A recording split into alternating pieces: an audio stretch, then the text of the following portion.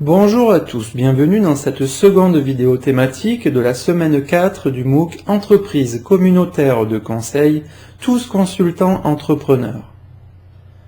Dans cette vidéo, nous allons expliciter le processus permettant de trouver ses premiers clients en termes de prospection et d'attitude à adopter. Commençons par 40 conseils pour réussir dans la formalisation et la validation de son projet entrepreneurial dans le conseil. Être consultant entrepreneur est avant tout un état d'esprit. Il est conseillé de bien identifier sa motivation, oser la différence en étant soi-même, être convaincu et convaincant, s'organiser, être tenace et professionnel à chaque instant.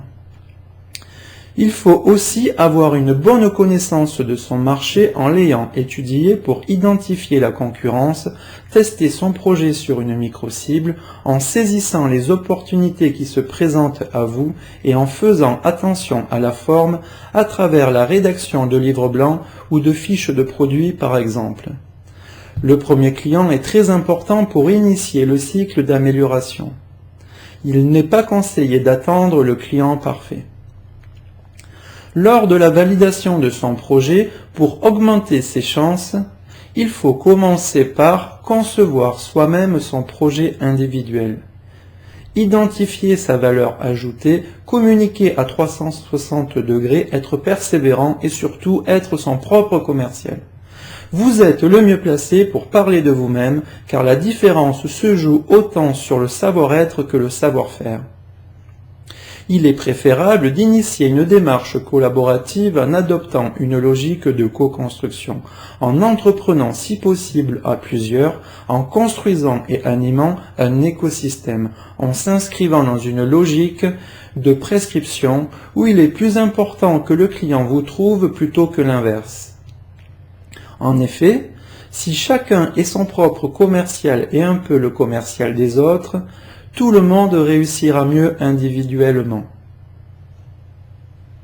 Lors du développement de son activité, il est conseillé de prospecter directement la clientèle, d'augmenter sa tolérance au risque, d'améliorer sa propre gestion des échecs, de gérer la croissance et de savoir valoriser son savoir-faire en faisant des réunions de fin de mission, en communiquant sur des résultats précis avec ses clients par exemple.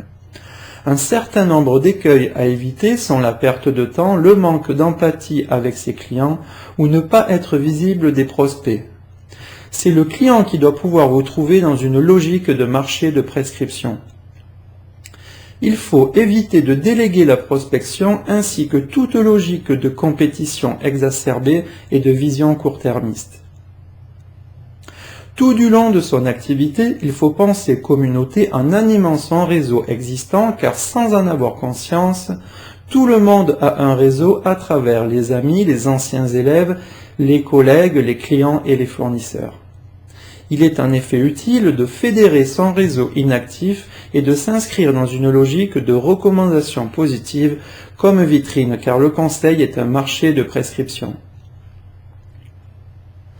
Les démarches coopératives basées sur l'économie du don permettront d'augmenter la réussite individuelle par la coopération dynamique. Construisez sur des contacts directs par mailing ou téléphone de prospects ciblés. Parmi les 40 conseils pour réussir, il faut penser relations durables en construisant et pérennisant des relations actives et constructives, en proposant du contenu sur Internet via les réseaux sociaux, les forums, les blogs, et en faisant des publications régulières pour capitaliser sur sa marque consultant dans une logique d'entreprise de soi-même. Il est également important d'identifier clairement qui sont les décisionnaires chez un client par souci d'efficacité. Quoi qu'il en soit, il faut toujours garder à l'esprit de rester efficient en termes de retour sur investissement.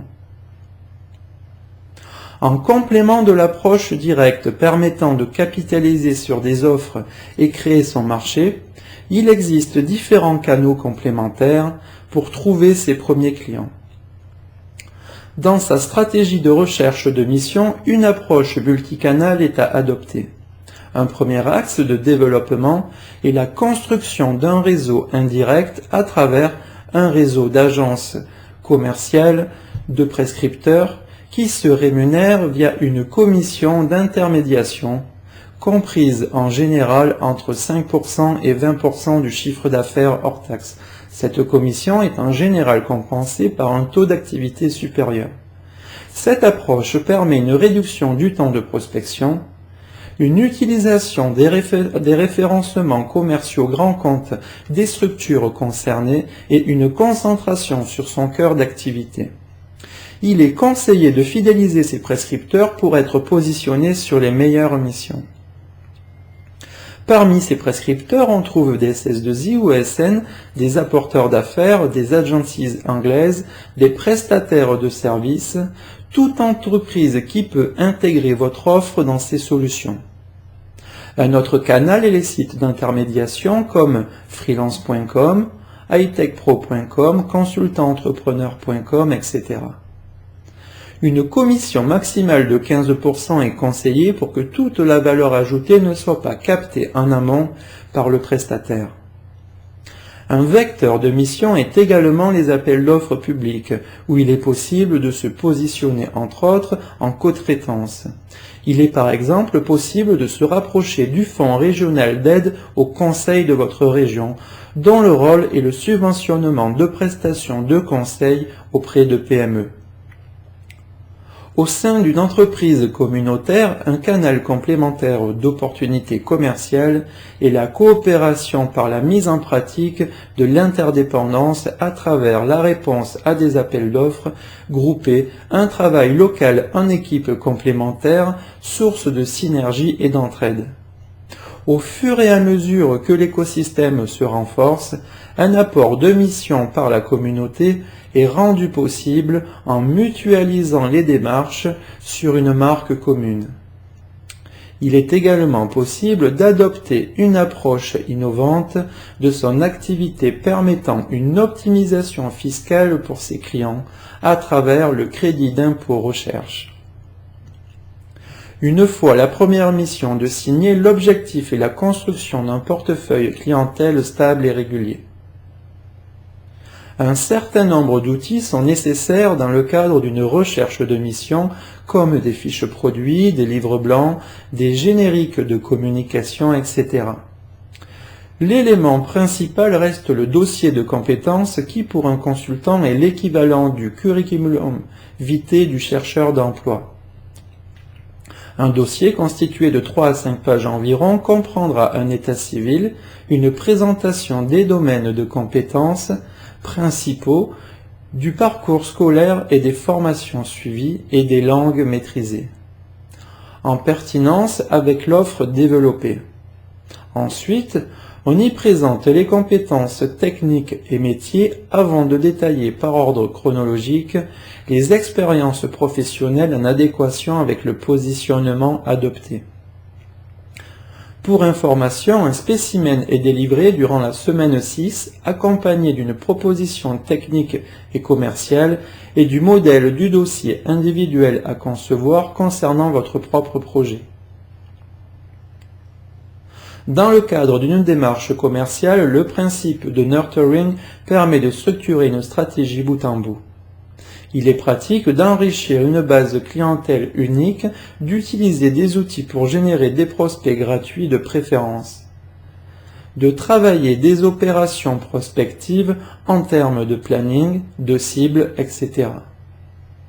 Une importance particulière est donnée au traitement des retours. Enfin, une réactivité de chaque instant est nécessaire.